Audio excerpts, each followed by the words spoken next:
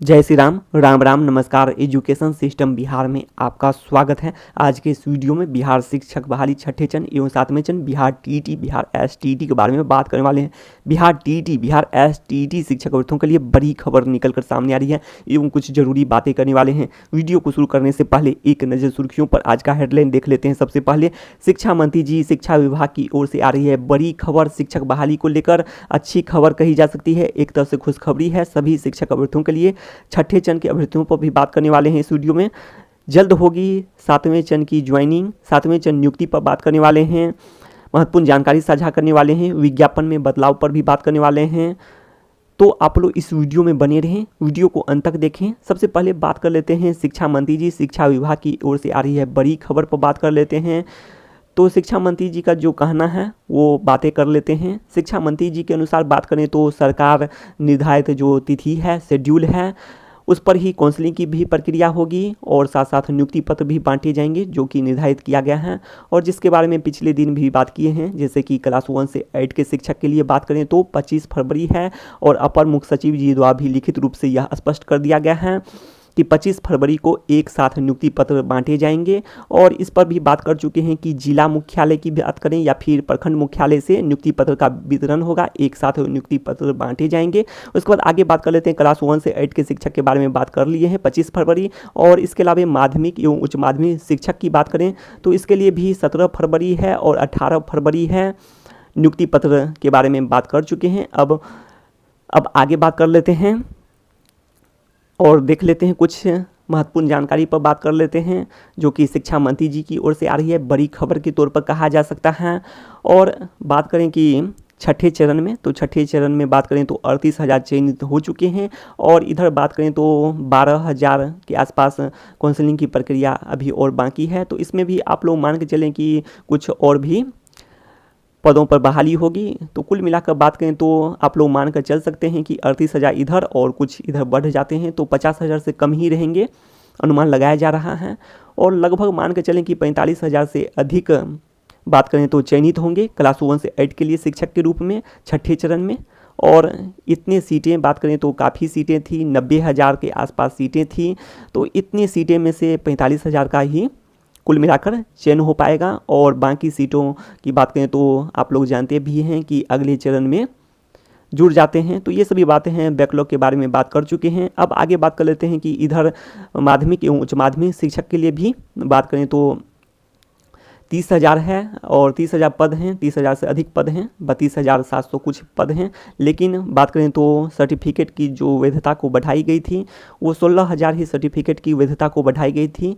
तो इससे में कहा जा सकता है कि इसमें से भी बहुत सारे अभ्यर्थी डॉक्यूमेंट वेरिफिकेशन में भी बाहर होंगे और कुछ को अन्य जॉब भी मिल गया होगा। तो ये सभी बातें हैं। तो एक तरह से कहा जा सकता है कि 10,000 से कम ही इसमें भी बहाली हो पाएगी। तो कुल मिलाकर बात करें तो 60,000 के आसपास या फिर इससे कम ही बहाली हो पाएगी, एक तरह से कहा जा सकता है।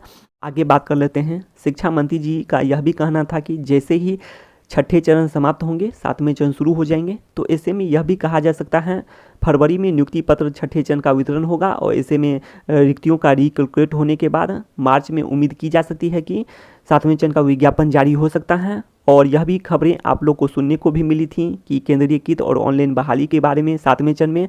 तो ऐसे में जल्द होगी सातवें चरण की ज्वाइनिंग, ऐसा कहा जा सकता है। यदि निर्धारित तिथि और शेड्यूल पर सभी कुछ हों, नियुक्ति पत्र वितरण भी हों, तब कहा जा सकता है कि सातवें चरण की जो बहाली प्रक्रिया है वो जल्द होगी। अब आगे बात कर लेते हैं, कुछ अन्य खबर पर भी बात कर लेते हैं जो कि बात कर रहे हैं फिजिकल टीचर से रिलेटेड हैं। तो फिजिकल टीचर से जो रिलेटेड खबर है वो बात कर लेते हैं।